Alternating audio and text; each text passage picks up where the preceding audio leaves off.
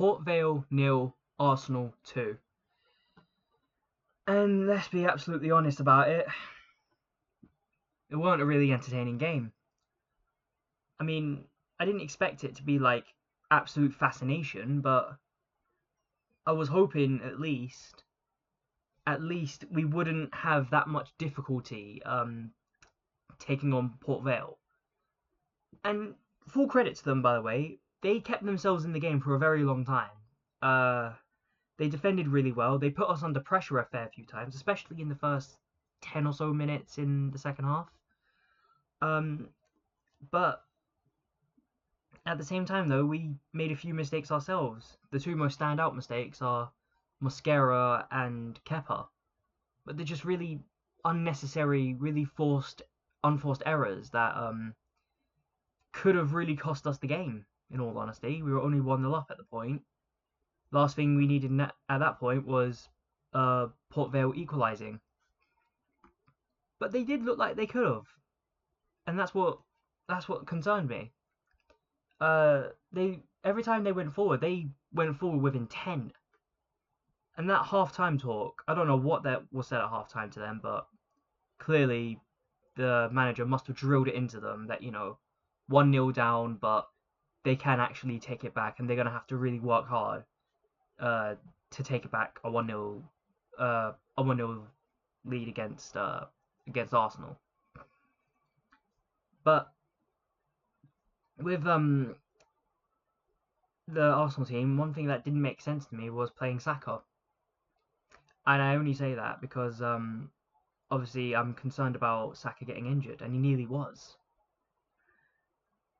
I'm not happy about that. I wouldn't have played Saka. I would have played Max Dowman. And to be fair to Max Dowman, when he came on, he looked quite good as well, especially for a youngster.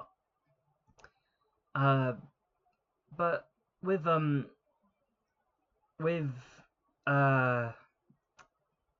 this team that we put out, obviously we put out our B team.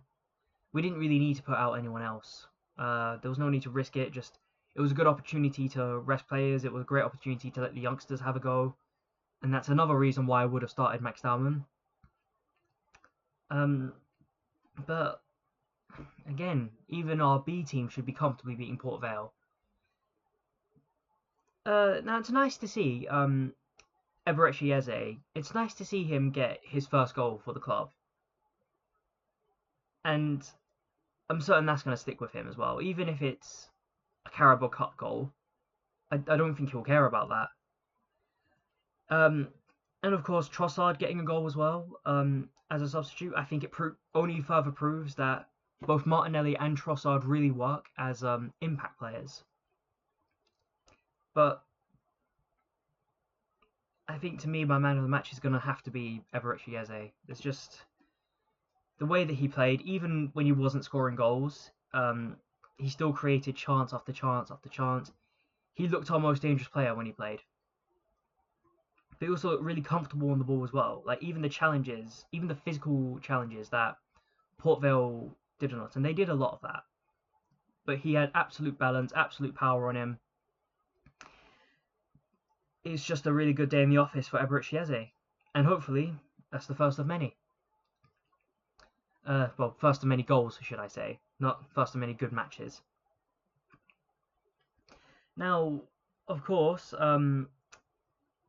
we started the game with Martinelli in the centre-forward position as well. Was kind of hoping that he'd get a goal as well. If he can get 3 goals in 3 games, that's a really good stat for someone like Martinelli. But I think today showed, more than anything else, he's better off as an impact player. When all the other players are tired, they have weary legs, and he's coming on nice and fresh, that he can be a real game changer in that. But overall, that game was much more difficult than it had to be. We could have gone into half-time 2-0 up. Could have gone into it 3-0 up even, the way that we were playing at the time. But then, second half, first 10 or so minutes, it was just Port Vale winning the ball, keeping the pressure on us, winning the ball in dangerous areas, and they could have got something out of it. We're lucky they didn't. But, fair play to them. I can't complain about anything they did. They just played the game. And they played it really well, to be fair, against a Premier League team that's contending for the league title. It's really, really well played for Port Vale. But anyways, we're moving on now to our player ratings. I'm going to start off with Kepa. I nearly said Raya. Um, Kepa, now, he didn't have too much to do. For the most part, he was quite comfortable. He did make that one mistake, and because it was at such a critical time, I am going to deduct some points off of that. He didn't need to make that mistake. That could have resulted in them equalising, and the game's totally different then. I'm going to give him 5.5. If it weren't for that mistake, he could have got a 6, but 5.5 to me. Ben White, I thought he was injured today. I thought he was injured. And I said it on my preview, because on the Premier League app, it's saying that he's injured. But it's good to see that Ben White isn't injured. And it's good to see him playing a match as well. Starting a match even. Obviously he doesn't start over Timber, but he's still a brilliant player in his own right. Now, as for Ben White, there was a fair bit that I think he did right. I think the most that I kind of criticise him about is that he did lose the ball every now and again, but I think everyone was doing that. We were a bit sloppy today. Ben White, I'm going to give a 6. He did his job. Nothing to complain about. William Saliba. Between the two centre-backs, I think William Saliba had the better overall game, and that's solely based off of not making that one terrible error. But Mosquera, look, he's going to learn from it. I hope anyways, but right now, Mosquera, he's not the starting centre-back, but he's still proven that he's a great talent. So, with Saliba, I'm going to give him a 7. And as for Mosquera, I'm going to give him a 6. I think, actually no, I have to be fair. Well, he did have a few better moments than Kepa. Yeah, I'll give him a 6. Now, Lewis Skelly, he hasn't played for a fair bit, but it's good to see that the youngster still has a really good amount of talent on him.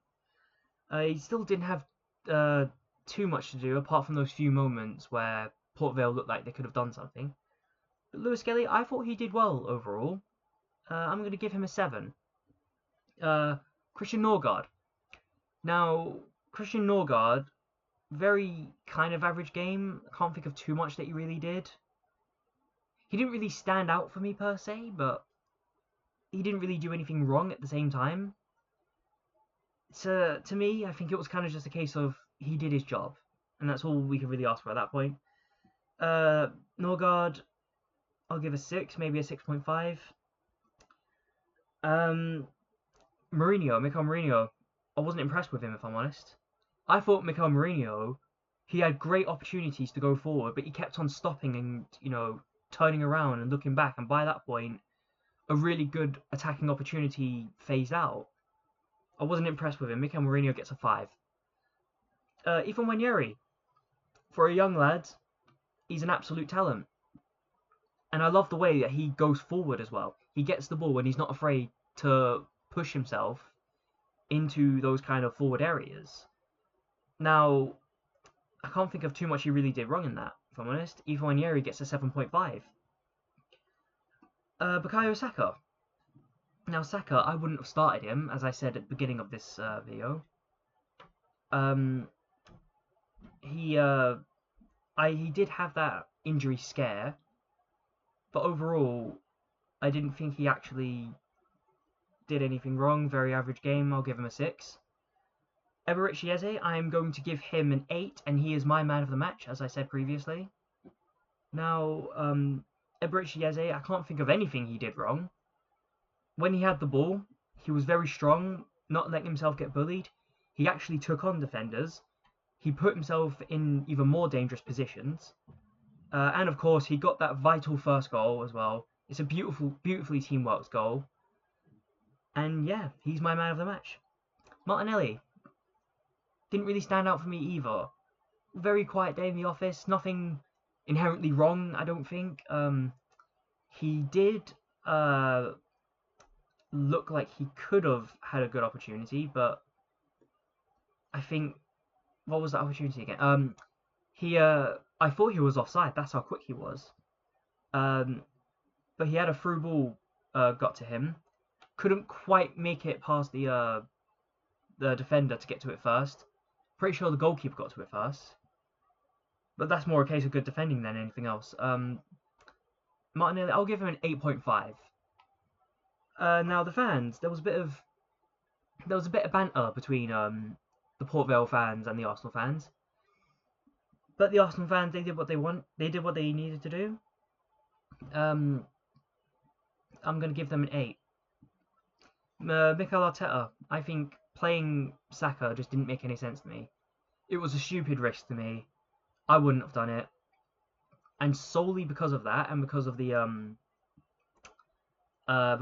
injury scare that we had for Saka, I'm giving him a 5. Could have been so much better. Even the substitutions he made had an impact. Victor Gyökeres, unlucky to not get a goal, but still, Victor Gyökeres did have a presence in that game. But overall, I think Arteta gets a 5. Referee, very normal day at the office, not really anything to concern about. It did look like he was kind of waiting quite a bit to start the games, but other than that, I can't really think of anything else. So he gets a 9, why not? But yeah, that's my match review for Port Vale 0, Arsenal 2. And let me know what you think down below. Like, share, and comment, and please do subscribe. It really does help out the channel. We're on the road to our first 100 subscribers. Be one of the first 100. And I will be seeing you for the match preview against, if I can bring it up, against Newcastle. Goodbye for now.